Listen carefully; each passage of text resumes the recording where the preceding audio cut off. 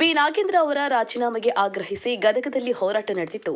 ಈ ಹೋರಾಟದಲ್ಲಿ ಶಿರಹಟ್ಟಿ ಕ್ಷೇತ್ರದ ಪ್ರಬಲ ಬಿಜೆಪಿ ಟಿಕೆಟ್ ಆಕಾಂಕ್ಷಿ ಐಎಸ್ ಪೂಜಾರ್ ಅವರು ಭಾಗವಹಿಸಿ ಜನರ ಧ್ವನಿಗೆ ತಮ್ಮ ಬೆಂಬಲವನ್ನು ವ್ಯಕ್ತಪಡಿಸಿದರು.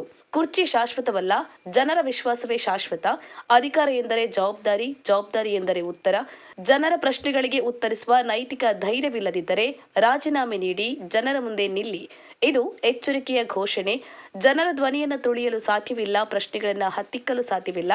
ನ್ಯಾಯಕ್ಕಾಗಿ ಎದ್ದ ಧ್ವನಿ ಸುಮ್ಮನಾಗುವುದಿಲ್ಲ ಎಂಬ ಆಕ್ರೋಶದ ಕೂಗು ಪ್ರತಿಭಟನೆಯಲ್ಲಿ ಮೊಳಗಿದೆ.